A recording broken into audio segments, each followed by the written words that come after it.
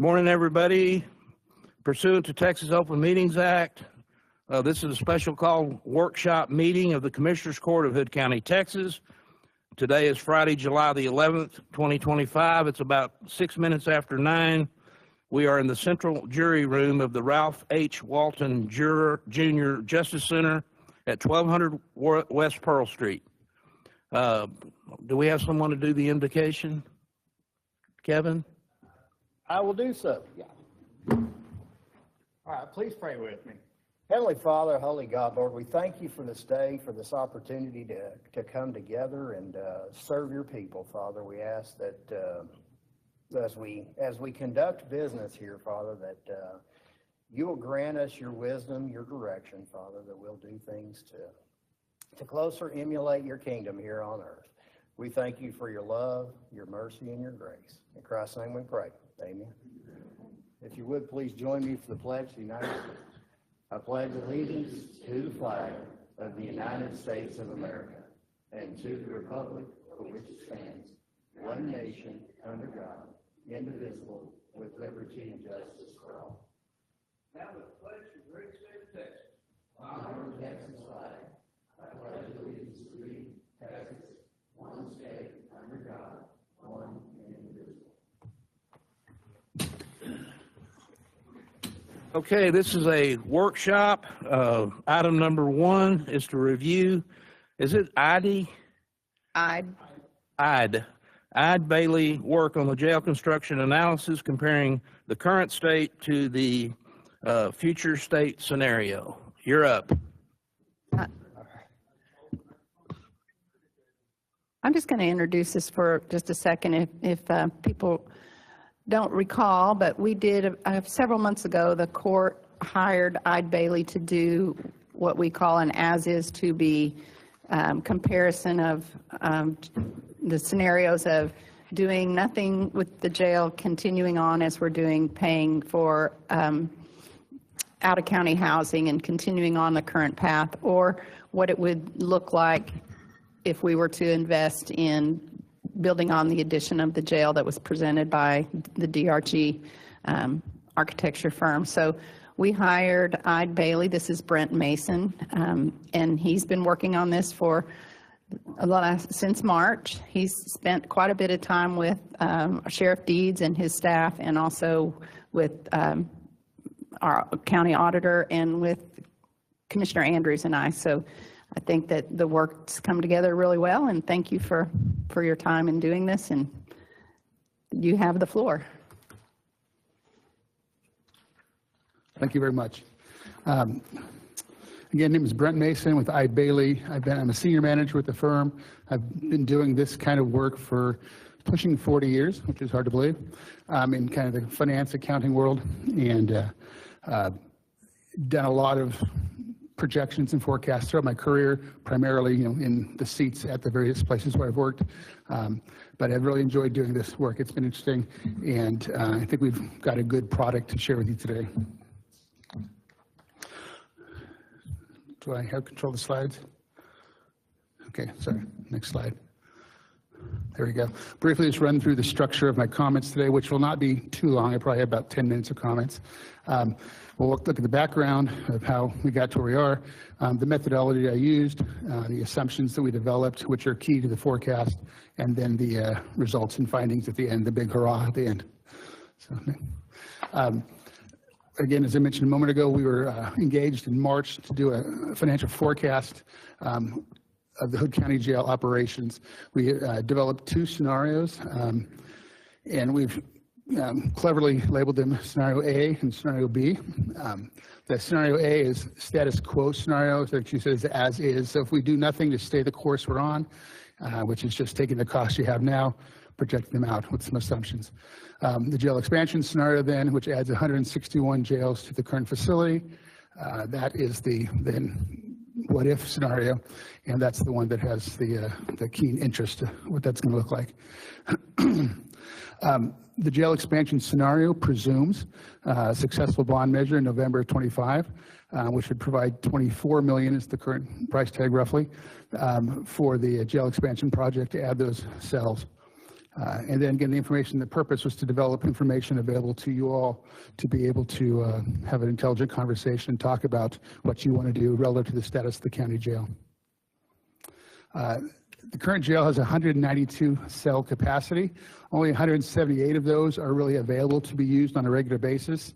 That's because the Jail Standards Commission has a mandate or a rule that says they need to have some percentage of those available for their own what-if scenario, so that if you have a rowdy weekend, whatever, you have a place to put people, and if you had already had it maxed out, you couldn't do that. So essentially it functions at 178 beds on a regular basis. The average inmate population currently, over the last 2 years, has been 233, 234. And so if you're a math person, you don't even have to be a math person, you can tell right away that with 178 beds and 234 capacity, you've got roughly 56 people that you contract out of county with, other surrounding counties to house them. And of course, you pay for that. It's an expensive option. It's been getting more expensive. And not just is it expensive, but it's also a cost that's beyond your control, because you're at the mercy of what other counties want to charge for that service. It's also inefficient. You spend a lot of time with jailers that on the road transporting inmates to, from, for medical things, court things. The sheriff described there's times when the other counties that are housing the inmates call and say, hey, come get your people because we have a need for our own spaces now. And so it creates an admin scurrying to find new places to house 6 or 8 or 10 or 4 or whatever the number is that county of XYZ is housing for you at the moment. It's been an ongoing issue for a number of years, I'm told, more than 10. It's probably more than that, substantially more, but it's become more and more pronounced as the number of inmates being housed out of county has increased, and the cost particularly has gone up then. Relative to the methodology, this is going to really wow you with the rocket science approach we took here. We developed we gathered financial historical data from the county auditor for the last 5 years, and we reviewed that information, discovered there's some parts that are charged, they're not charged to the jail operations center. Then so we reached further and grabbed other costs, maintenance facilities, things, vehicle stuff, things like that are not charged directly. So we did what we believe was a comprehensive cost impact of the jail operation then from wherever that might be accounted for in the city's records. Reviewed that data to get our own understanding of what the situation is, the jail, the cost structure, how it all works. We interviewed key staff, which is the sheriff and his staff there, and got feedback on that, so it's kind of enhancing our understanding. And then the next big step was we developed the key assumptions. There's 4 primary ones we'll share about in a couple moments, and review those with the county. And that was important because, you know, I'm not a jail expert per se. I'm a financial person, and this is what I do. And so, but I need input from the people that do know jails well, and so to develop the assumptions. So, and also building a consensus amongst those is important. So it's not Brent coming in from my Bailey saying this is right, because you all would theoretically know better than I would. So I'm kind of leading that charge to develop the right cost model, and we did. We had lots of conversation about that, and thought one thing, landed somewhere else, and felt pretty good about what we did. Again, we'll talk about those in a minute. Built the forecast then using those the data collected from the auditor controller, and then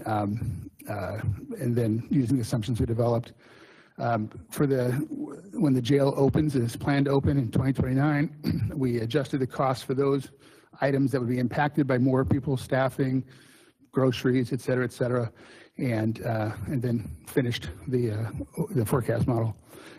Ultimately, then we reviewed the results with the team that had been working on this, and had 5 or 6 meetings trying to punch holes in it to make sure that it was. It's not that it's accurate thing we're going for, reasonable is the word we're kind of looking for, because one thing I know for sure is that those numbers on that page will not be right. They'll be off by $1 or a lot of dollars. But given its future, all you can do is project as reasonably as you can, and getting consensus of all the people that are involved in that conversation was my goal, and I believe we did that. I want to talk a little bit about the assumptions. The 4 primary assumptions I mentioned are salaries and benefits. We ultimately landed on 3% for that. Operating supplies, 2.5%. And then the numbers 3 and 4, the more key assumptions, I think, that we'll talk about more in detail in a moment. Out-of-county contract daily rate, we're growing that at 3%. The rationale for that is that it's primarily a labor-driven item. And so we were using 3% for our own labor, so we use 3% for that item also. Then the inmate population growth, ultimately we landed at approximately 5 additional inmates per year, which you'll see as we talk about that one in a moment, that what that winds up doing is it expands the inmate population evenly, which is again where we're going to land either way, but and it maxes it out really at the end of the projection, which is in 2046, 2047, and we'll talk about that concept in a moment too. For the salary and operating supplies assumptions, they were less important is the way I describe it, in the sense that whether it's 3% or maybe 4% or 2%, and you could argue all day about what the right number is, and it'd still just be a guess ultimately, but between scenario A and scenario B, whether it's 3% or 4%, it affects both of those scenarios the same. And so if it goes up by 3%, it's happening in scenario A and B. If it's 3.5% or 4%, it's doing the same thing to both of those. When you get to the expanded jail years, there's a little tweak, but it doesn't change the message of what the forecast is doing, and you'll see what I'm saying. And the same thing for operating supplies too. So those two were important, but less important than the next two. The out-of-county daily rate, which is, we called it a key assumption, and what we've come up with may be conservative, 3%. The sheriff could tell you for sure you've seen greater than 3% growth in recent years as certain counties are determining to set what they can get for it. And so one of the primary counties you use increased it almost 50% last December, and you're paying $105 a day now for that, whereas it had been, I think, $65. And so it's an item that may be more than that, but we didn't want to try and, well, you'll discover with the assumption that we use the daily rate pushes up the cost dramatically in the status quo scenario. And you'll see when we get to the results slide that we didn't want to try and push that up too much to where someone might be able to suggest that we're trying to, make the results be a certain direction. We're trying to be conservative in that regard. So 3% we thought was reasonable, could be more, but it just kind of creates a bigger delta between the scenarios. And then the last assumption is inmate growth. To develop that, we started with the Jail Standards Commission report that was provided to us and reviewed that. And that report actually suggested a higher growth, a higher inmate population that we wound up landing on ultimately. Our group of our team that was looking at all the information ultimately decided we thought that was a little too aggressive for various reasons, and decided to land on a level growth, as I mentioned a moment ago, that spreads the growth in the inmate population evenly over the 20 years. It may happen sooner, the max out, or it may go longer before it maxes out, and can't know that now, obviously. But what that does is it complicates today's conversation with the question of what do we do for the next expansion? And that's a question that's very valid, but it not so much today necessarily. And so to keep the conversation straightforward and simple, we opted to levelize the growth evenly over the 20 years, and that worked out to about 5 per year. And so that's where we landed on that. The timeline, which is kind of an assumption, also the election, if you were to move forward with that, would be in November 25. The bond issue we slated for 26, construction 27, 28, and then the expanded jail opening in 29. That's probably a generous time frame. Folks would probably say, hey, why don't you condense that? That may very well happen. We don't know. This kept the mathematics straightforward and easier than trying to split years and so forth. But it doesn't change the outcome again. It simply moves it forward or pushes it back depending on the timing. But the results are the same message again. So there you go. And here's the big finale, is that the results of the work. Let me walk you through this slide.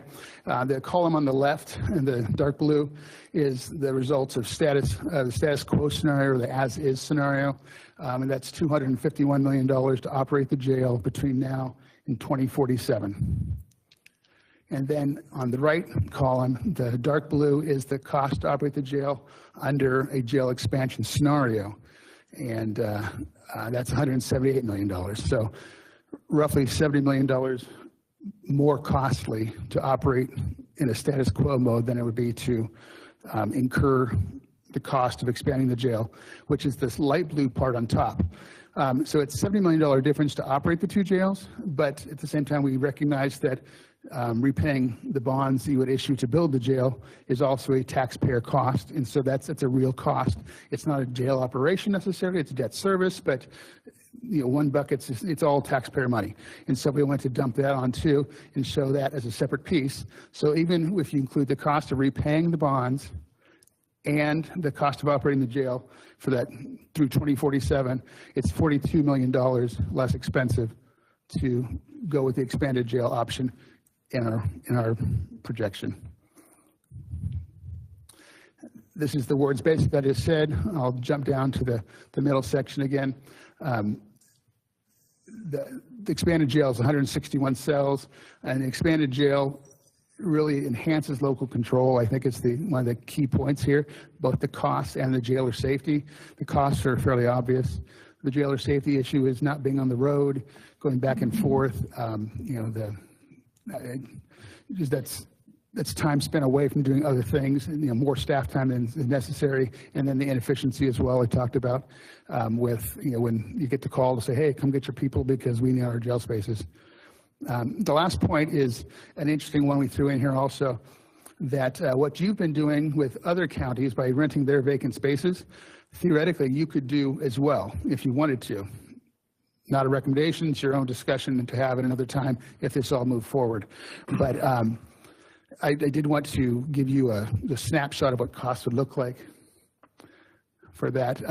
Again, so we're not trying to estimate how much you could make, because that's not what this is about.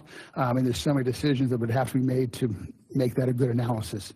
But just for sake of discussion, if you had, again, initially when the jail opens, if all 56 of those out of county housed inmates came back in, you added 161, you'd have over 100 vacant jail spaces at that point in time, so you'd have lots available. So, but for sake of discussion, if you had 10 spaces, you rented for a year at $100 a day, which is less than some rates you're paying now. It's more than other rates, but it's a reasonable proxy for what a daily rate might look like. It generates $365,000. For 10 spaces. Incremental costs are minor, very minor, more groceries and some more coveralls, that kind of thing and stuff, but just it's very, very minor costs too, because you've already staffed the full jail for the most part.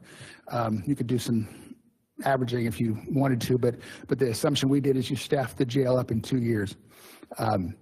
And so the incremental costs are really very minor, and you net at least $350. It's probably closer to $360 for additional revenue to offset the jail operation or make more resources available to the general fund to do other county operations or projects, et cetera.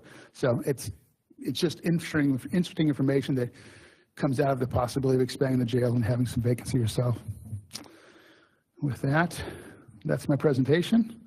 Questions or format, if we're going to go to transportation, or if you want to try and take some questions in this first. I just wanted to let everyone know that all the detail behind this is available in a pretty detailed spreadsheet. Yeah. So anyone who's a spreadsheet or numbers person that wants to see the detail behind this, it's available. So just to let everyone know that. I would love to talk about it with people. Yeah, and I would like to make a couple of things that just flesh some of this out a little bit. I've been a proponent of going out of county with our inmates because it's been cheaper than we've been able to do it at home. That has changed. This is really what's flipped this equation in the last 2 or 3 years. We've gone from being able to send inmates out for less than we have to pay per day here to being significantly more.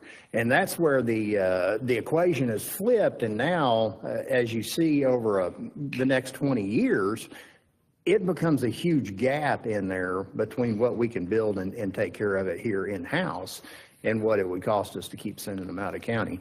So that's one of the things that's changed here. And then, you touched on it there, how the jail commission projected a certain number of inmates increased, based on the population. We did discuss that quite extensively and thought that that was probably a little bit aggressive, and came back off of that a little bit. So, and then what we did is we said,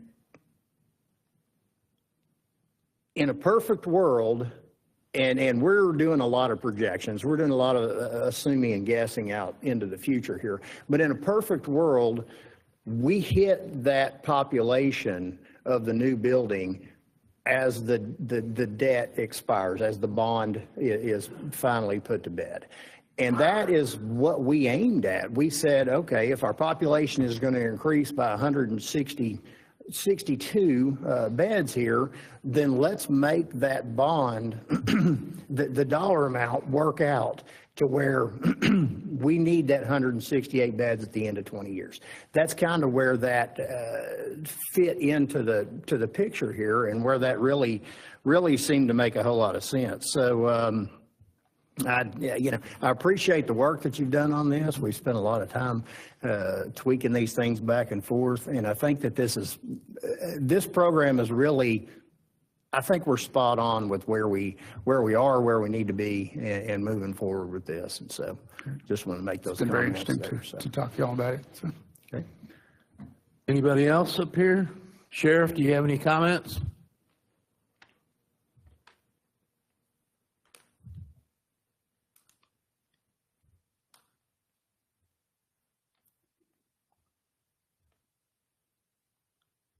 I think they've done a great job putting this all together and brought a lot of stuff to light for me, thinking about the future. I always worry about where am I going to put the inmates, and what if somebody says, like he said, come and get them because we don't have enough room, and the amount of cost that it's going to cost us in the next 20 years, and then the savings just to build a small jail add-on like this is amazing. The $70 million up there. I hope this lasts for the 20 years, but we'll see as the growth of the county goes. But I'm very happy with the way it is.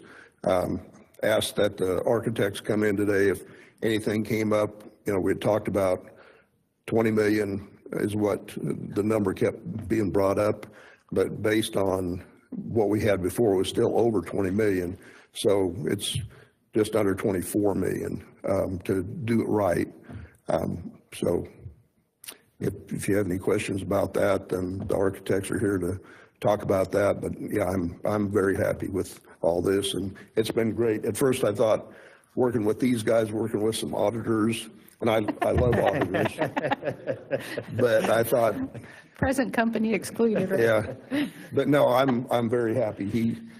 He looked at everything, the cost, and put it all together. So fantastic. Good easy for everybody to understand, and raised a lot of information up that about cost and everything. So I'm happy.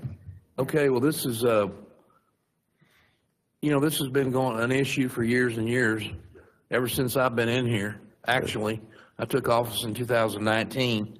And so I think we've reached a point where we've got things down to reasonable.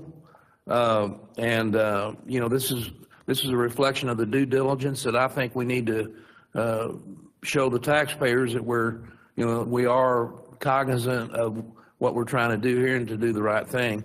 Does anybody else up here have a comment? Just to make sure everybody understands, the current jail was built in 1995, and we, the county, started shipping prisoners out in 2000, and we have been shipping them out daily since that time frame. That tells you the severity of where we're at, in my opinion.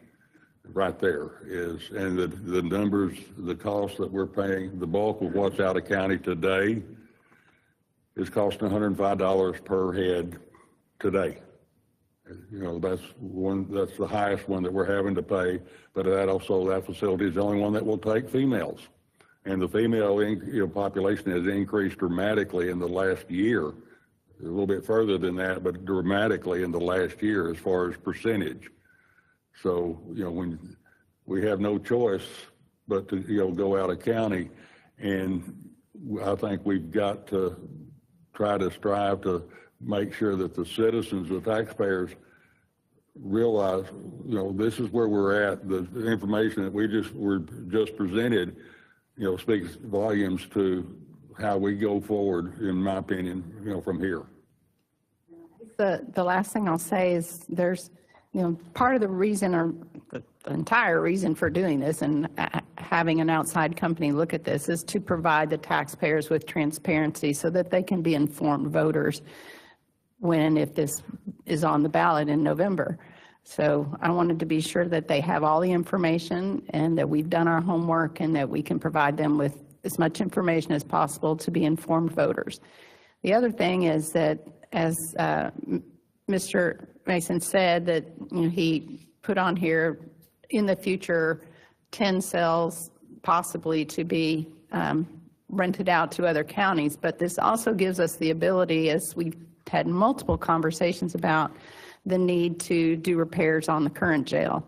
So this will give us the flexibility once the expansion is completed to move the inmates over and start repairs on the current jail. So I think this is a great opportunity. Thank you for all of your hard work and everyone who participated, because I'm impressed with the results. Thank you. And I want to add, Commissioner Wilson and I have a friendly banter about this, but, he mentioned that it costs $105 a day now to send somebody out, plus transportation. But it costs $85 a day to keep one. So there is an added cost, but it's not the full 105. I mean, if we kept them here, it cost us 85. Argument with that. So, but with that said, we've had a consistent, 230 to 240 inmates that have to be dealt with consistently for some time now. So I think we've got, I appreciate the presentation. I appreciate the hard work.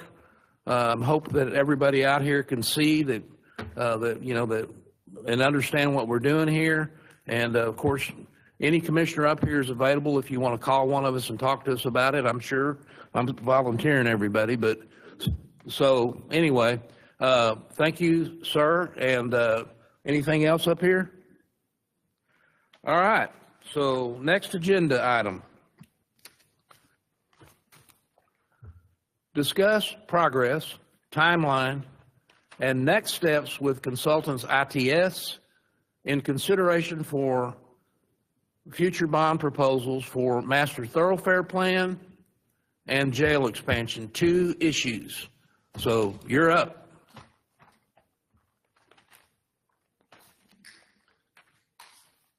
So largely, yes, I was going to say we're part of that same slide deck. Yes, ma'am.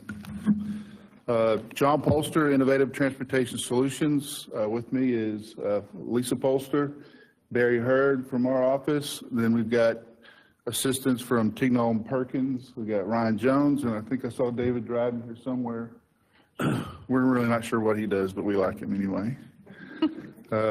So I'm going to just kind of run through everything, and then at the end, we can talk about the financial side of it and just kind of see where we're at on that. Okay. So if you remember when we were here before, the next steps question came up, and I had communicated to y'all that y'all had been already doing all of the heavy lifting with Tignall and working with your communities on updating your master thoroughfare plan and coming up with those projects that are tier 1 critical. And so that made it really easy for us to come in and get with everybody that has an opinion and start to look at those projects. And everything that we're going to be talking about is from y'all's thoroughfare plan that was very well thought out and done.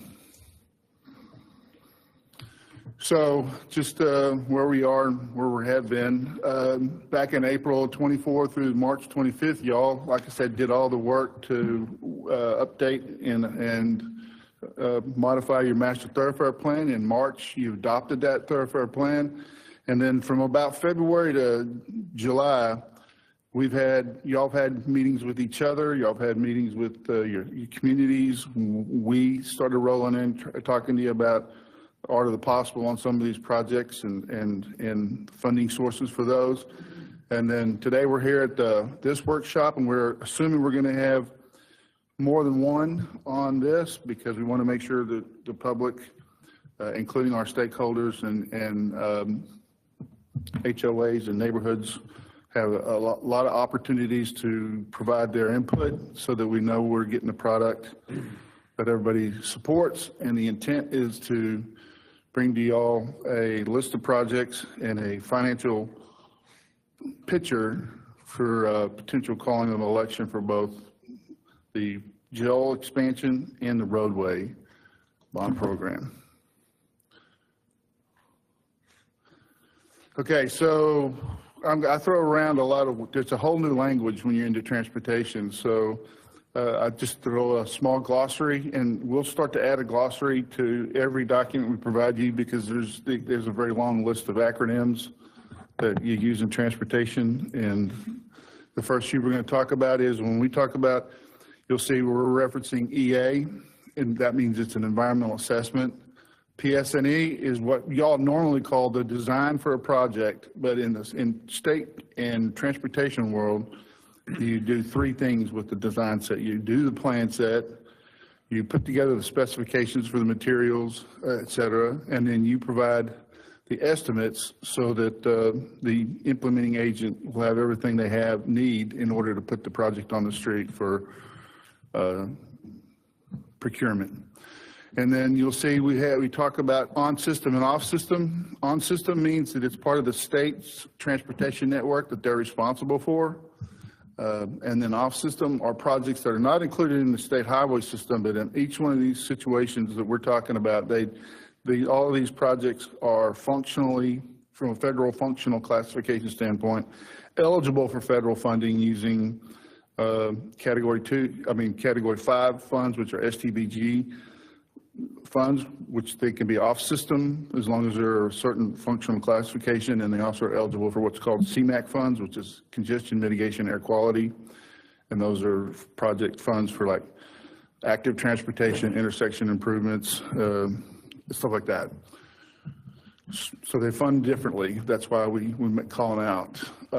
So this real quick is everything that we have been asked to look at as far as candidate projects, and this is just the initial list of projects that we've gotten to date and the workshops that we're doing. We've communicated with, like I say, with your communities and the neighborhood HOAs for their additional input on this. But when we got the first blush of all the projects, when we went and met with everybody, what we told you we would do is we'd go back working with Tignol to come up with what we think the estimated cost of these projects are, and then ITS would come in and take that dollar amount, that project, and then calculate what we think the estimate local match would be on these projects. So two things on the on-system projects, which are those projects 1 through 4, there's a total estimated cost, and we worked with Tignol, and because we're not going to be building them in 2025 or 2026, we escalated these projects, plus we added a 30% contingency. So there is a lot of built-in conservative analysis on these projects. And now, because they're on system, that means any dollar comes to the project from a federal standpoint, the state is the local match on the 20% side. So what we're showing you on 1 through 4 is what we would say the county would do to put these projects in through the system and get them to a position where they'd be ready to let. And it says 13% for EA, which is the environmental clearance, and PS&E, and that's it, because the state did away with 10% right-of-way match last year and a half. So which was always hard to calculate at the front end of a job because you don't know how much right-of-way you're going to need till you get through the schematic process. So it made it very easy. So as the project goes up and down, so if you've got a $183 million job, the engineering really isn't going to be 10% of the project. It'll be something less, but the environmental document percentage will go up because it's a more complicated project. So we just kept the percentages at 13%, and then we just ran the calculations on those. When you drop down to the off-system projects, these are the ones that would be eligible for either your regional total revenue funds, your STBG, which we probably need to add that to the glossary acronyms. I was going to ask you what STBG stands. Surface Transportation Block Grants. And about the time everybody learned the old name, which was STPMM, which was Surface Transportation Program Metro Mobility, and we started calling it STPMM, they changed it to STBG. So they try to trick you, but it's the same category. So when you get down to the off system and you're working with the federal dollars, then the local match is carried by the local entity. So what you'll see, the percentages that we calculated for these projects is a 20% local match for the construction. We do an average 10% design, and then we also do what it's called construction engineering services of about 3%. Because if we're going to be managing these projects, we need to hire somebody to do that part of the project for you. Unless you have it in-house, and if you have that skill set in-house, then that's a cost we can pull out. But those are the generic rough estimates with 30% contingencies in construction. We, ballparked what we thought on the projects that we knew we need right away into the costs. And so you're looking at, if your total project funding of about $717 million, in order to, over the life of this program, put those projects on the ground, you would need, right now, the local match is starting at, $171 million, which was a little higher than what I heard y'all's initial number was, but our job was to bring you what you asked us to calculate, and this is the initial blush. And now we're going to go into a little bit of specificity in each one of these projects, if you don't mind, and then we'll come back to the finances side of it.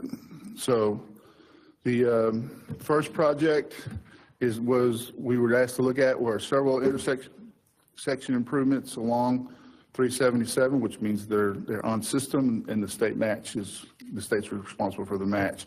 And in those 4 locations, and roughly the estimate's about $22 million. And we are talking about going all the way from Granbury out to Toller, past Toller, on those areas that have bottleneck areas. And so typically when you do a road like this, as we're doing in Granbury, you find a breakout project or a bottleneck project, and you try to piecemeal it so that when you finally get all those bottlenecks done, when you come back to actually add the capacity, it makes it a lot easier because you've got all the choke points cleared out. So that's the first project that we were asked to look at. And y'all can ask questions whenever you want. I don't know what you want to know. So one of the things we were asked to look at is, a reliever route, and we're going to change that. TxDOT doesn't like bypasses, but they do like reliever routes. We're going to change the name on that. But to look at what it costs to pursue a bypass around Toller, and so we've got an estimate on that. It's from Rock Church to Billings, and the tie-ins would be worked out as we do the design on it. And again, it's about $55 million with our county percentages at roughly $7 million. Loop 567 extension. This is something that we've had experience on in other counties where you have this loop that's partially constructed, and it's the desire of the county to continue that loop to its next logical termini, which in this case is 144, new location. So it's roughly 70 million. We calculated our percentage to do the advanced planning. And this is something that we think we can get buy-in from not only TxDOT, but the MPO because they also have, the MPO controls Metropolitan Planning Organization, apologies. And in this area, the Metropolitan Planning Organization Policy Board is the Regional Transportation Council, which we'll provide you a glossary. We've got all those. They also, sorry, boss. They also have Category 2 funds. When Category 2 funds are federal dollars for on-system projects. And when you're extending a loop, even though it's new location, it would be considered on-system because it's an extension of an existing loop to a logical termini. So we not only have to be able to get funding from TxDOT, we could also get the Fed dollars. And the good news there is when the Fed comes in, the state's the local match on that. So this is a pretty straightforward financial picture.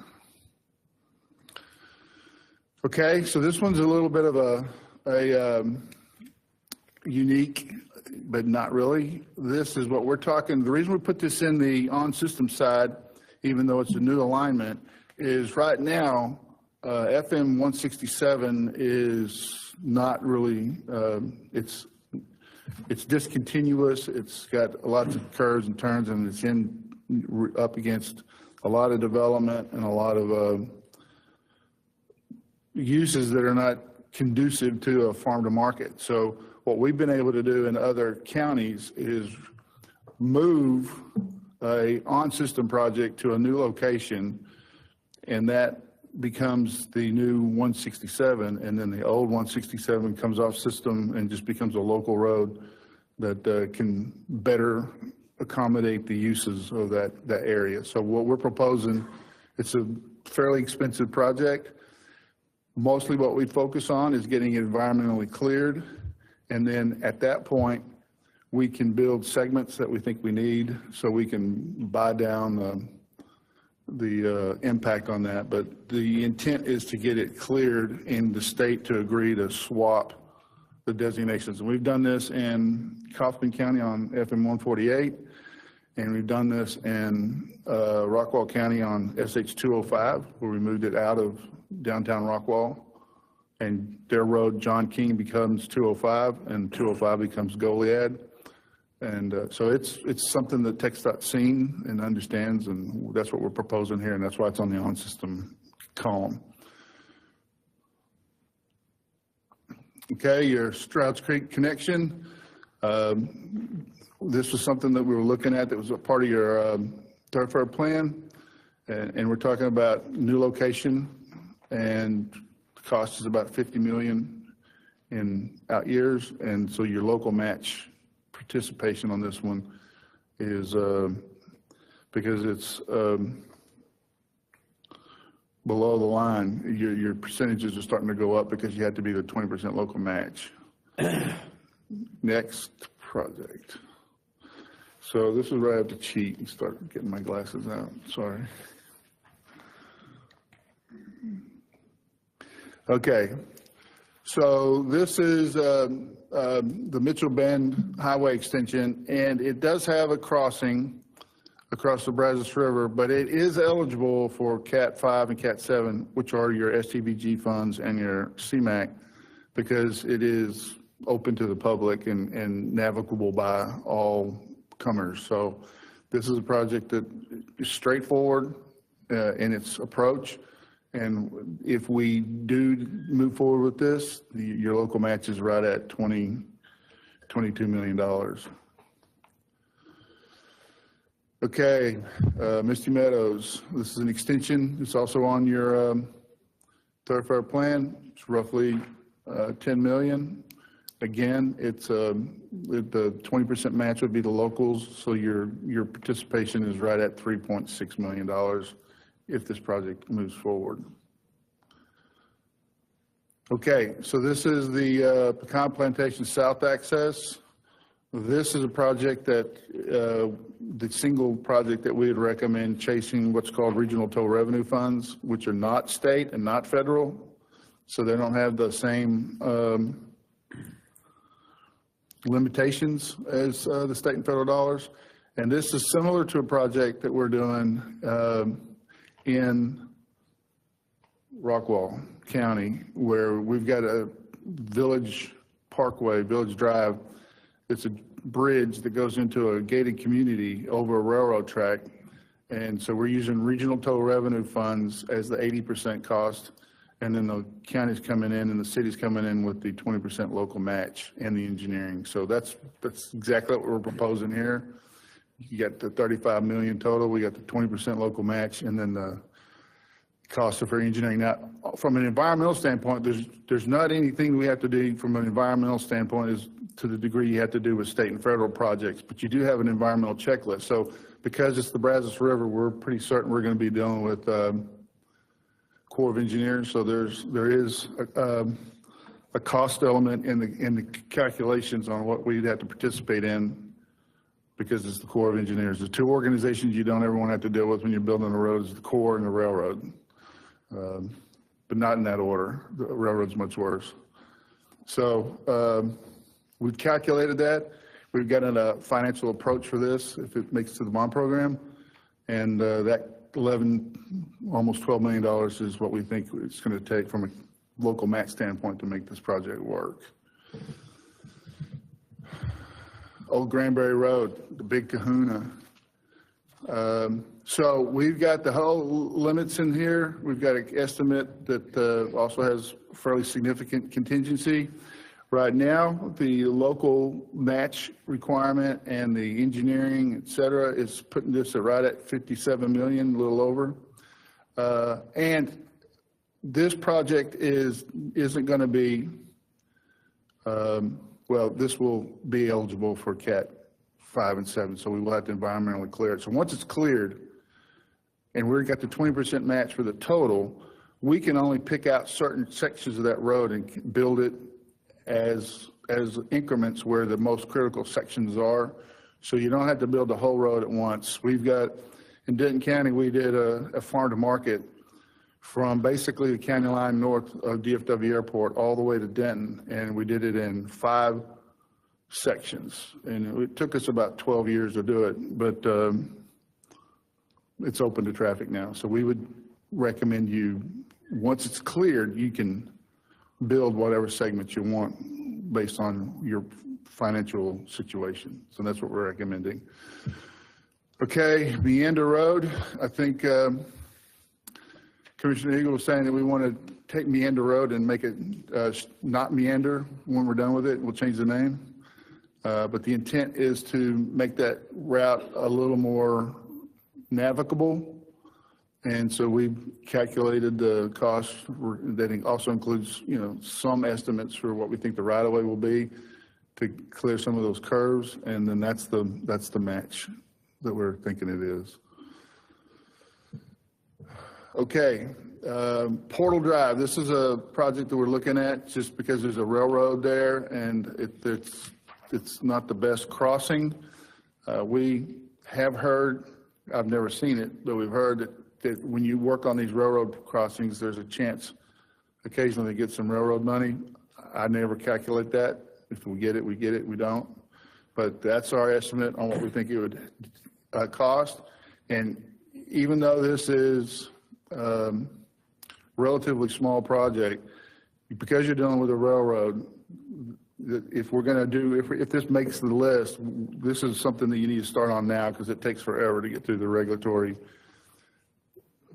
clause of the railroad. Next questions. So can you go back to the spreadsheet? How do you want to handle questions from the public? We invited a lot of these guys here because we want to know what they want us to look at on top of what we're already looking at. So I've got people taking notes, hopefully, on whatever they say. So if y'all got questions, y'all can ask them. If they got questions, we're here. We're wanting to get information. We want to know, are we going the right direction? I do have a couple of questions here. I know that one of the things Michael Morris over with North Texas Council of Governments has has expressed in a lot of the 377 discussions that we've been having with TxDOT and with the 377 task force that's working on all this, that he's expressed what's the word I'm looking for here? A priority to 377 through this area in here. It's a big safety concern. We've got a lot of fatalities and things like that. So I think that as far as the MPO and North Texas COG and stuff, we've kind of got possibly a little help coming that way with some of these projects. And that's a very, very positive thing. On the Stroud Creek connectivity, is that potentially, I know that we can't do anything to widen 4 through there, or it would be extraordinarily cost prohibitive. Correct. Because that area is so narrow through there. So the Stroud Creek connectivity, you talked about sometimes the state's okay with kind of changing how their road goes. Is this something that we can look at, maybe getting that on system in exchange for where 4 is now? Is that? That's similar to the 167 relief route we're talking about. If it makes sense and it's a net gain for the state, then they're always willing to do that. And if we're going to do an environmental document, the reason why in Rockwall County, the reason why 205 got moved over to John King is because when we did the environmental for the county, the public and the municipalities along that corridor wanted the road relocated. And so when the environmental process takes into consideration strongly what they call community cohesion. So if you've got a community that wants alternate alignment that is, even if it's more expensive, it typically gets picked because they have to get concurrence with their local governments as much as possible. So as we go through the environmental process, if it makes sense to relocate it and we would work with TxDOT on that. There would have to be some commitment from somebody that if we moved it, that whatever is left of 4 that comes off system, somebody has to take responsibility for that. So that's a process. Yes, we can. That's definitely something we can look at. Ever thought to ask that particular question on that? Yeah. That one little piece so far. So, well, what happens is y'all give us the projects you want, and then we figure out what the costs are, and then we'll find a way to make it work. Because like every one of these things that y'all are submitting, we've already got precedent somewhere else that we've done something just exactly like this somewhere else. So. Your job is to tell us what you want. Our job is to go tell you how you can get it. So yeah, I'm open to additional input from the local communities, the folks, y'all. We're here to get information. Since we have Assistant City Manager and Mayor Jarrett here, one of the questions I asked when I first saw this was on Old Granbury Road. We are working together on that, so I don't know how we reflect the commitment of the city on this spreadsheet.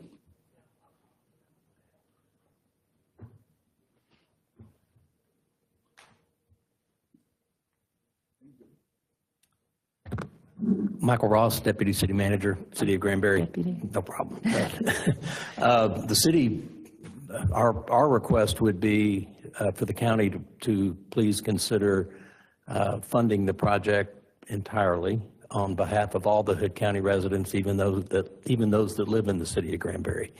So our hope is that the county would pick up the complete match, and that they would do that on behalf of all of the Hood County residents. Okay. Thank you. I thought we had an interlocal agreement.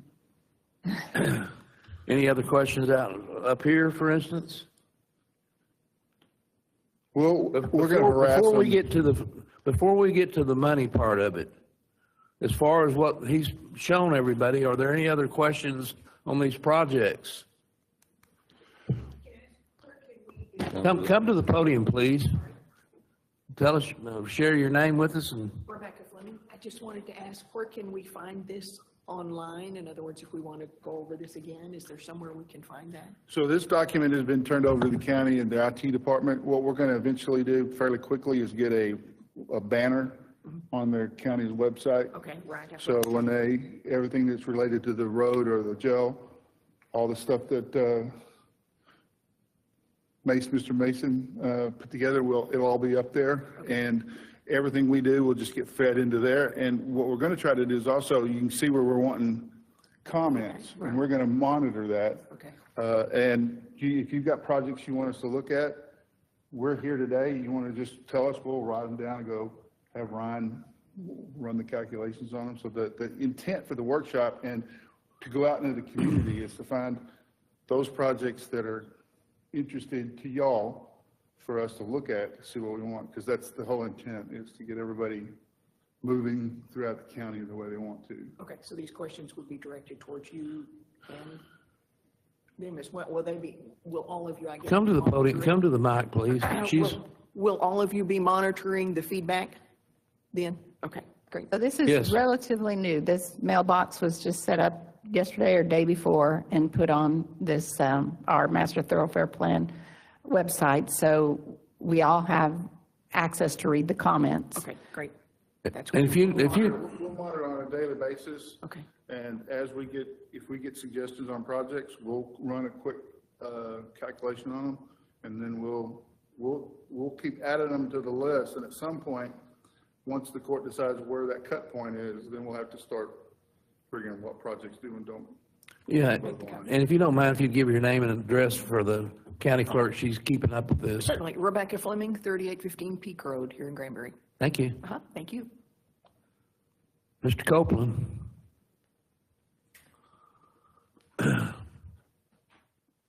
Kenneth Copeland, 2000 Hideaway Bay Court, Granbury, Texas. Looking at that, I was kind of surprised to see a bypass around Toller, but nothing really working on the east side from 377, maybe around to 144. The Fort Worth traffic is coming in, and that's where it's all bottlenecking that coming through town. And if you're ever at the 144 intersection, you know it's incredibly heavy trying to come up there and head south. So if that hadn't been reviewed, if that's a possibility to somebody to look at a bypass coming around that southeast side, I know it's highly populated and finding right-of-ways would be difficult, but that'd be something I'd be very interested in seeing coming around that side of the town. Yeah, I mean, we've explored that greatly, and one of the key things that southeastern way across the Brazos River there south of Pecan Plantation was about the best route that we could come up with, getting that traffic directed off toward Fort Worth over to 67 and then up to Chisholm Trail Parkway or wherever they choose to go from there. But I have a lot of people, I talk to a lot of people down there on 144 south of 377 that say they go to Glen Rose to get to Fort Worth. They go all the way south down there. So by cutting off of that Mitchell Bend and cutting that bottom corner of the county off, that's a significant time savings for them to get that direction. And that was we spent a lot of time and thought trying to figure out where best to come across the lake there. And it's far more financially feasible to come across the river than the lake. So that was kind of the route. And then we've also done some things on the north side where you could get up 51 and get up to Weatherford to get out from that area with the loop and with, what's that other little road that goes through there? Well, Meander Yeah, Mr. winds Meadows around there, all the so- way back Yeah. to 51. So, and that would be good to have it improved because it is kind of a snake trail as you try to get back around there. But I'm just thinking, it seems like to me, is it something coming around that northeast side to move that traffic over and south of town instead of coming through town to catch 144, whatever can be done to do that would be advantageous to the community. So, And I think there will be some relief with 567 if we get that, extended around. At least you can go to the west and come back around too. But it's still the problem with that loop is it still puts you out on this side of the lake, So we're dealt the hand we're dealt with. But One thing about it with these go-arounds that I just want to throw out there, I lived down in San Antonio in another life, and when they were proposing 1604, which is outside of the loop, the 420, the loop that they did around it years before, everybody thought this is out in the middle of nowhere. But it's all caught up with it, and it's a smooth route all the way around. So we have to kind of readjust our distances with what we're used to driving. So I think this is going to be, we need to work with everybody on this to kind of trial and error to get this where everybody can be as happy with it as we can make it. But the lake, somebody joked, well, if you drive the lake up, you know, you can just go right on across it, but I don't think anybody wants to do that. So, well, I lived in Weatherford almost 30 years, so I got to live through the growth expansion of Weatherford.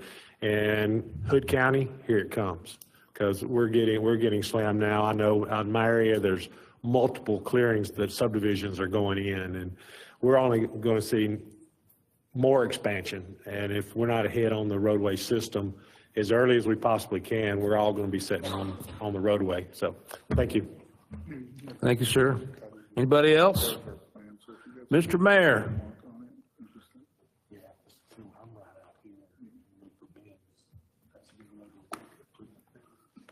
What would life be without Mr. Mayor? Give us what you got.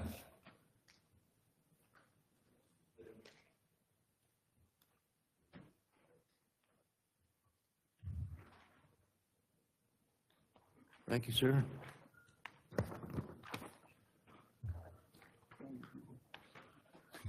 I just wanted to update you on this week and yesterday, and I wanted to also confirm that the reason that the city is certainly exceptionally interested in any of the transportation that goes on around the city, but particularly as it relates to 377 coming through, and these ancillary roads that are on the outside. Those are emergency lifelines for our citizens.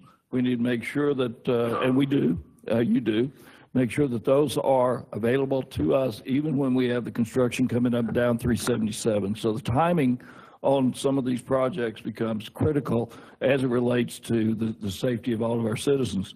Secondly, it is critical to our merchants, because we need to have a merchant. We need to have the way for our the customers to get to our merchants on an ongoing basis. Otherwise, we start shutting things down like we've seen in adjacent communities over the last few years.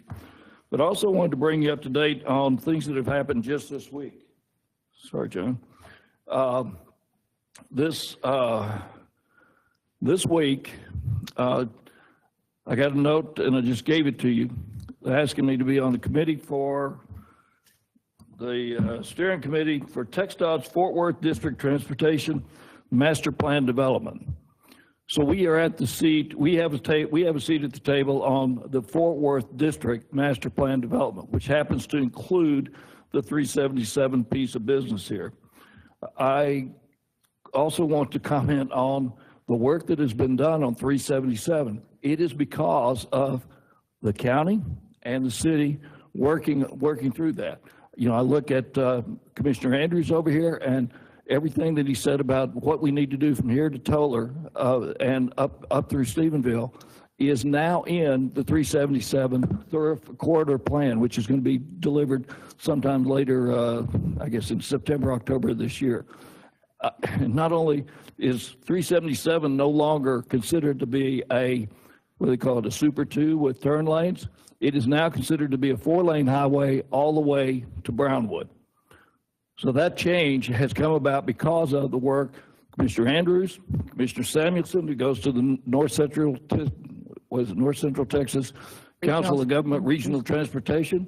She's the alternate member there. She's not there. Sometimes they don't have a quorum. She shows up and speaks for it. Goodness knows how long Commissioner Wilson has worked to get a stoplight out here on Acton Road and Old 4, which I believe is finally happening. Thank you, sir.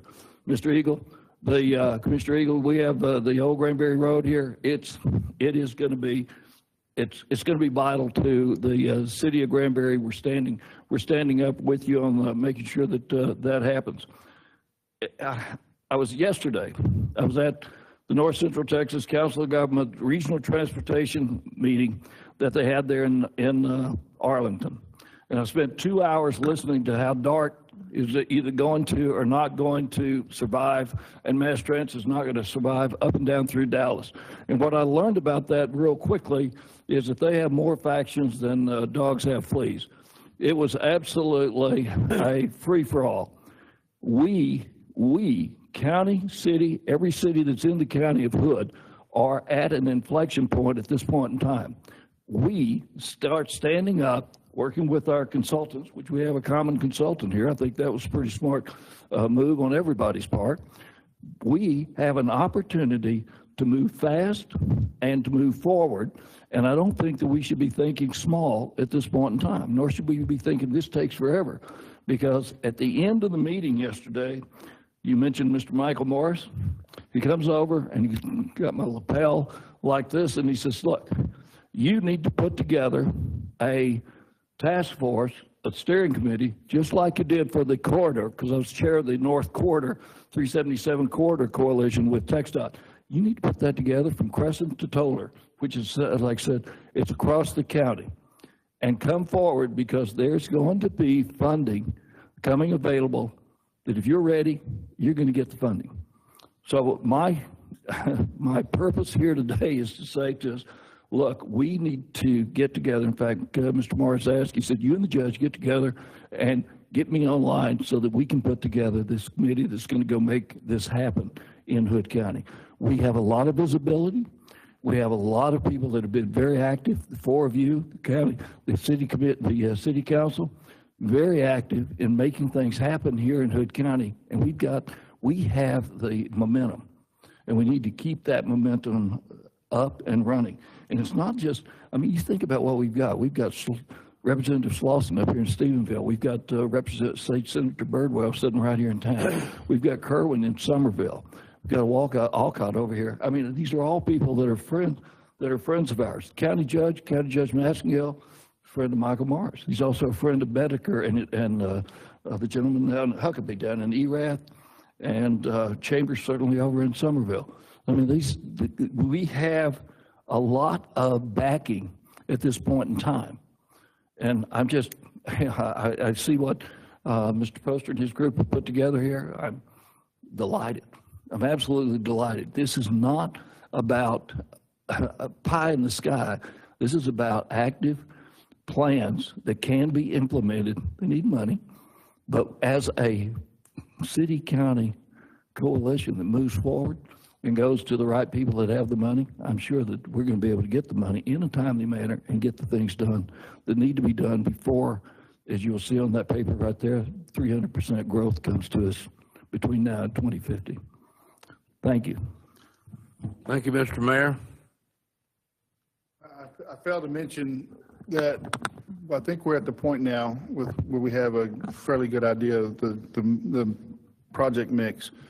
Our next step is to go meet with the district engineer and his district staff on the on-system projects and kind of communicate what our view and vision is on these projects, just to make sure that we're in line with what the district is. We will be at that same meeting that TxDOT Fort Worth is calling, and we will make sure that all of Hood County is included in that Thoroughfare update for their district.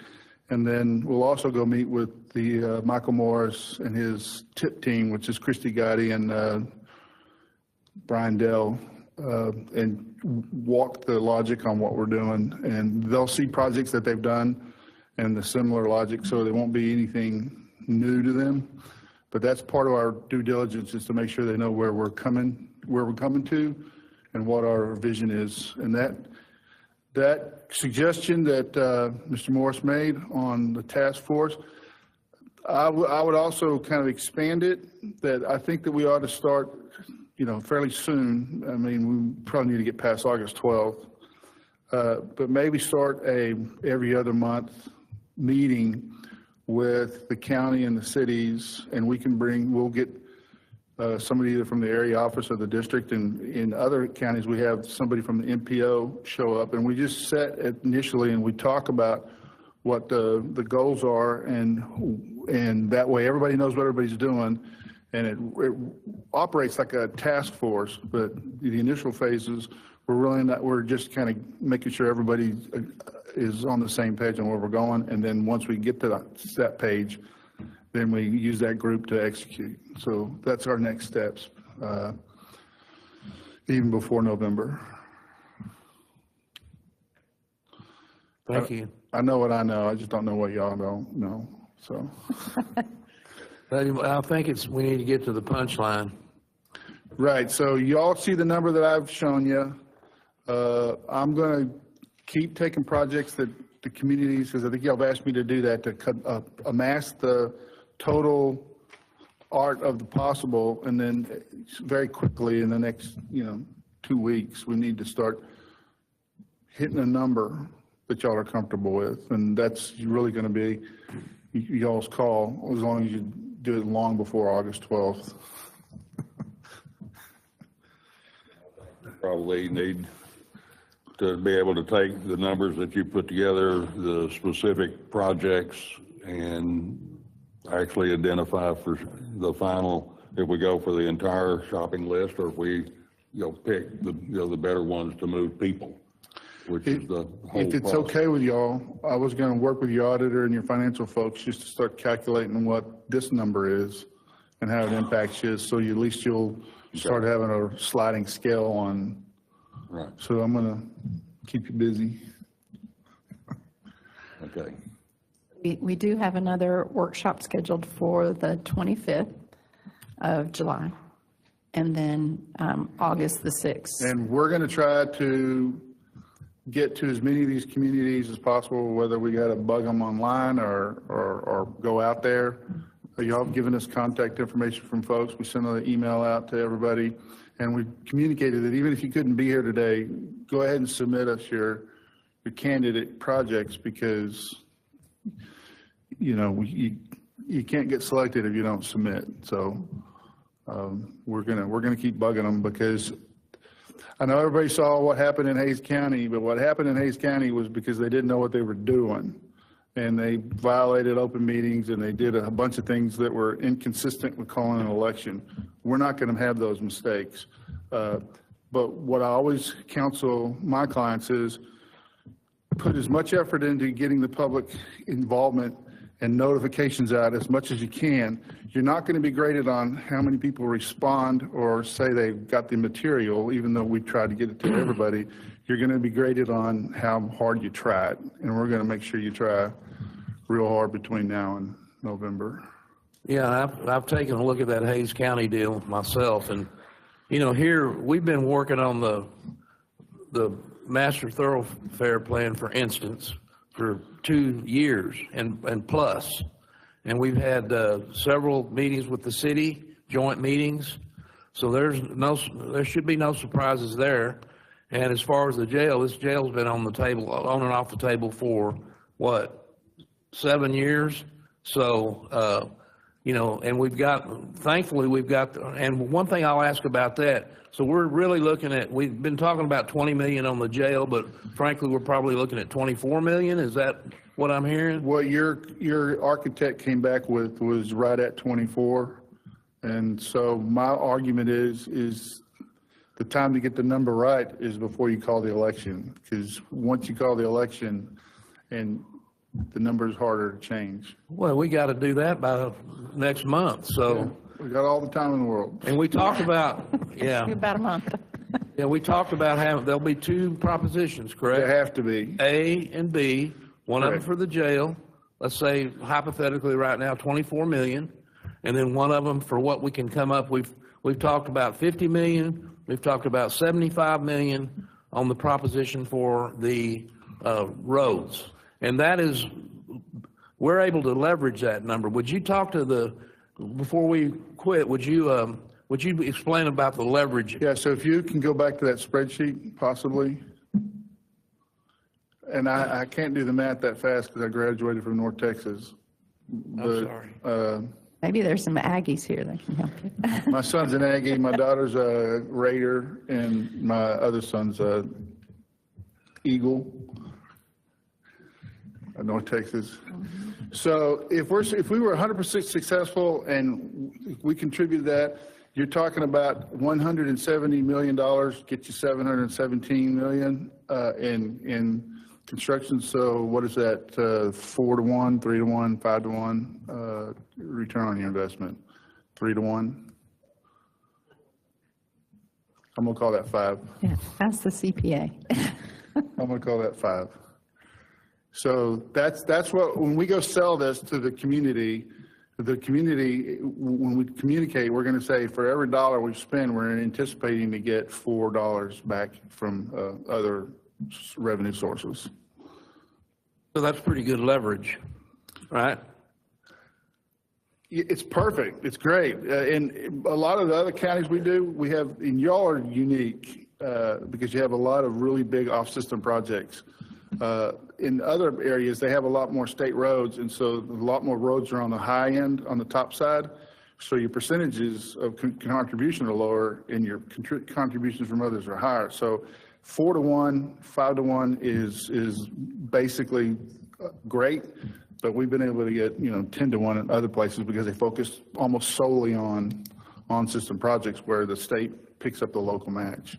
But y'all got some very unique situations here that require y'all's involvement.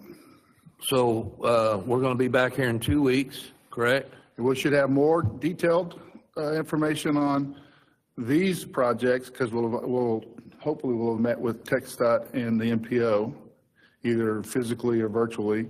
We'll work with your auditor on what the dollar amount impacts are, and we hopefully will get, like these comments we heard today, we'll incorporate those thoughts, and there'll be additional projects, hopefully, because what happens is we don't want people to say, well, if I'd have known, we'd X.